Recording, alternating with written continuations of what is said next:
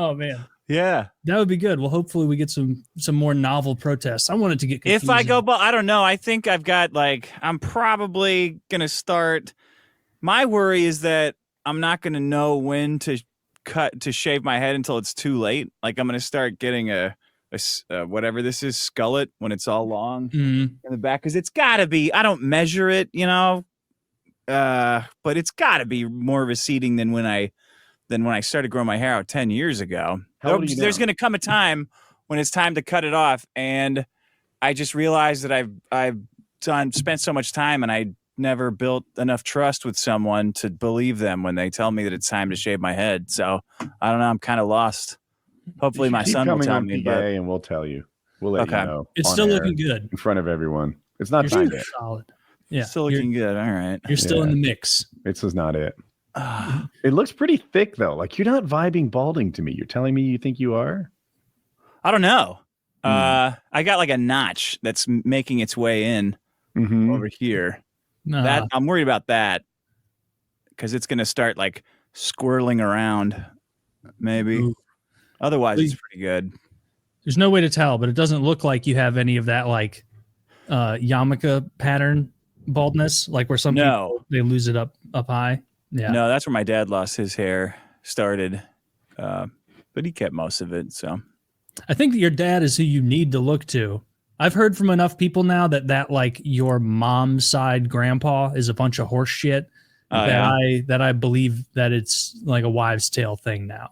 Google says it is. They say it's like a wives' tale. A wives' tale, yeah. That's not accurate. Okay, thank God, because I've had a vested interest in believing that because my mom's dad was bald as can be, and my dad has like a ton of hair. Somebody told me that drinking a couple times every week and doing cocaine sometime, not a lot, not too much, but every once in a while was good for your hair. Was that person a doctor? He was a cool guy. Was he head of Health and Human Services at least? No, he had a lot of good business ideas. That's what I also remember. Yeah. No, I think that's right, Dick. Just a responsible amount of cocaine. You can't go too hard. Don't go nuts. Little bits. Yeah. Yeah, you don't want to get thin and attractive. Yeah. What could make you lose your hair is if you had the blessing that was the ability to name your son something after what Jeff Bridges told you to, stolen from you. So I think your wife should take that into account. Is this the kind of stress she wants to put your hairline under? Not letting you name little. That's not what true love would be. It's not what true love would be. True love would be letting you do cocaine a couple times a week. That's way too much. That's way too much. Drink a few times a week, cocaine once a week at most. And only when other people around have it. Yeah. But then how do you find a coke dealer? I wouldn't even know where to start. You just find people who are really into coke and they know it. Like hypothetically or what? Yeah, dude, I swear to God, my go-to idea is always to go Steve Buscemi with the skateboard and walk around college. Hey, fellow kids, where's the pot? Don't do that. Do the opposite of that. Listen, Dick, you can't just be against something. You have to be for something better. If you can top that idea, I'm all ears. We do know a coke dealer from the Patreon. I don't know. Get it in the mail. Do you think that's better than mine? Yeah, get it in the mail. You go to real prison. Yeah. And who knows? Maybe he's stealing valor. Maybe he's stealing coke dealer valor. Could just be spinning a web of lies. I've seen him sell it on live stream, but okay. I hadn't seen that. I hadn't seen the drugs with my homie live streams himself doing coke deals. It's hilarious. he's just outside his fucking apartment in a lawn chair, and some shady person comes by and he's like doing a drug deal on, and I'm like, why are y'all watching this? This guy's amazing. He's a Patreon. He comes every month, which by the way, I think is this weekend. And he inherited a large sum of money. Do you guys remember how much it was? Was it $850? 800. Yeah. 800. Wait, is he that meth guy? Did I meet him on this show? He's talking about mixing meth. Different. No. You're thinking of Meth Head Matt. This is a different person on our show's universe. This person here is just a fan, and he inherited $800,000, and he spent it almost all of it on hookers and blow. And by the way, the hookers, exotic. Some of them have penises, but you wouldn't know it by looking at them. A lot of hookers. Yeah. Woody wouldn't know it though. He's not a casual. And anyway, as he starts running out of money and he needs a plan for his future, he's become a cocaine dealer. That's like how he's hedging, running low on cash. And well, it's not how I would counsel him to go. He needed like a hooker mutual fund. So yeah, this is the world I live in. Yep. Hey, Mom, I'm glad you like the show. The TNA 500. Yeah, he's investing in hookers and cocaine. And from what I could tell when he was talking to the other patrons who seemed a couple people seemed to know a good bit about selling coke, which is such a funny group of guys in there because he's like, dude, I'm spending this much a week on coke and I'm doing this much. Like he says the amount and then like the amount of grams or whatever he's doing a week. And immediately someone else goes, hey, don't mean to butt in here, but I sold cocaine for a long time and you're definitely eating like all your profit. Like you're barely above water if you're doing this. And he's like, no, I'm not, dude. You don't know what it costs. Yeah, that's the point, idiot. That's why I'm selling the coke in the first place. It is. I'm doing it because I'm addicted to coke. I think he got a 9 to 5 too. He got like a 9 to 5. The coke selling is just to support his coke use.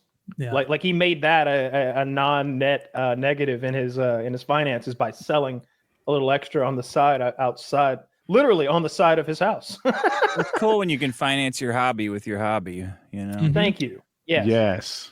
Make your vocation your vacation. So true. In what better way than by spending $800,000 on prostitutes and coke? Oh, dude, becoming a coke. Can you imagine the amount of fun that must have been, though? It's been a hell of a time, you know? $800,000 on prostitutes and drugs, traveling the world. His way out of this might be a memoir. If he's a good writer, he can write a good memoir. I don't know his resume. It might not be. I mean, I bet it would take some aggressive editing because he's going to be on coke, so he's not going to be. He's going to be pretty garrulous. He's just going to keep writing and writing and writing. But maybe that's a good path. Dick, how different is coke compared to Adderall? I've heard them. Oh, they're very similar. Really? Yeah. Well, yeah, because some people take it in like both of them and then freak out and don't want to talk. Like people think it makes you really chatty and gregarious, like 80s movies, but it makes a lot of people like clam up and seize up. I don't know. People take it before they perform and they always fuck up because then they get tongue tied and can't really talk. Comedians performing we're talking about? Yeah, anybody. Okay. Yeah, comedians, singers. That singers. Explain the Blues Brothers. What's that? Explain the Blues Brothers. Like they were fueled by cocaine. That movie had a cocaine budget. Yeah, I think usually cocaine is like short lived, whereas Adderall can be hours and hours of fun. Yeah, people usually take cocaine with alcohol too, which becomes a different drug than just either on their own. So. I think a lot of people probably associate the wildness and like just franticness with mixing them. With the alcohol making it the next level up of intensity. Yeah, Adderall just is like I can see how you get locked into stuff, but then I read something that said you do get locked in, but the locked in benefits are counteracted by everything you doing being totally wrong and fucked up, so that in the end it's not that much more productive than just being sober, which in my experience is 100% right. You do Adderall, sit there for 4 hours and then say, well, I don't know why I spent 90% of that time like rewriting this widget on a program that was perfectly fine the way it was. Now, but at least my Spotify playlist is organized. Yeah. Good job. You got no work done, but your kitchen is spotless. Now my jaw hurts and I'm exhausted. Yeah, with something creative like that, yeah, that's definitely true. But like, then you've got the Blitzkrieg. So sometimes I think it can help you get some shit done. I think that was more meth. I thought we were talking about meth. Adderall isn't like an Adderall. crystal meth, right? Yeah, it is. It's so close. It's closer than we are to chimps. It's Adderall. Adderall is crystal fucking meth. Yeah. Don't be I always imagine crystal meth having a much shorter duration, much higher spike, but I've never done crystal meth. I haven't either, but it's the same shit. It's the same shit. And the stuff that the Nazis were handing out and us, the Allies, were handing out was just methamphetamine. Yeah. You know, they'd be up for 2 or 3 days straight. What is generic Adderall called? Like amphetamine salt. It's the same stuff. It'll get you. You'll go, and you'll want some more. Like I can't think of a better drug for if you had to get some shit done, like invade France. Yeah. So you don't like being on Adderall? You'd prefer being on cocaine, Dick? 100%. Well, I prefer being sober, but you know. You gotta do something. That comes by default. I don't know what that's your preference. Why it's hard to achieve. Just too hard. Liquor's the best one. I don't know, man. Doing hard drugs I'm too fucking old for that shit. It takes me all the next day takes me 2 days to recover. Like to start thinking again. Liquor, like taste of liquor. Do I like the taste of liquor? Yes. I love it. What do you mean? Do I like the taste? I'm on the other end of the spectrum. I hate the taste, and I don't really like being drunk, and I really hate being sick afterwards, which I get super easily. I have a hard time getting any kind of buzz without the other side of it being so much worse than the high was.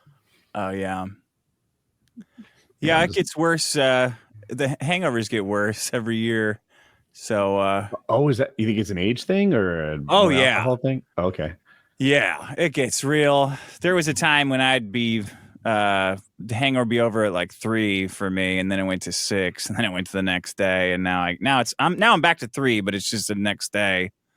It gets worse. So you just have to drink more at the front to have more fun to make up for the longer hangover. I think it has to do something with your brain rehydrating. I think it affects fighters too as they get older. I think it's not just the concussions that do away with that little gelatinous layer of goo you've got between your brain and your skull. I think when you get older, you're not as good at keeping that juicy after a weight cut because they dehydrate themselves down to make weight and then they try to rehydrate, but their brain is the last thing to rehydrate and the first thing to dehydrate when you're doing that cut. Yeah. So they've got a dry, crispy brain rattling around and they're more easily concussed. But I think that happens to old guys too. There aren't too many after 35 champions other than Volkanovski and a couple heavyweights. Yeah. And I think like how much of the hangover is just that, what you were saying, like you're just depleted of all your electrolytes. And so your body's all fucked up because like there's no more potassium or magnesium or whatever. Probably a lot of it's that, but also you're poisoned. Your liver is literally removing the poison from your body. And so you're recovering from being poisoned as far as your body's concerned. But I think the dehydration is a big part of the like dull, sort of not with it, can't wake up and get in the moment kind of feeling from a hangover. Mm-hmm. So I don't know. I never really had hangovers. I would always hydrate really well. Like if I was going to actually drink. When we would drink on here, I would drink a lot of water, like our Gatorade, like between the drinks and before the drinks and after the drinks. And I was always good the next day. I mean, that's the common knowledge idea. It's like you just water up and Gatorade up, and then you're I always hear stories about guys like you. Yeah, well, this one guy I knew would drink a Gatorade before he started drinking. That's horseshit. That's horseshit. Not trying it. Gatorade with vodka in it? No, real Gatorade. I swear. Oh shit! String him up.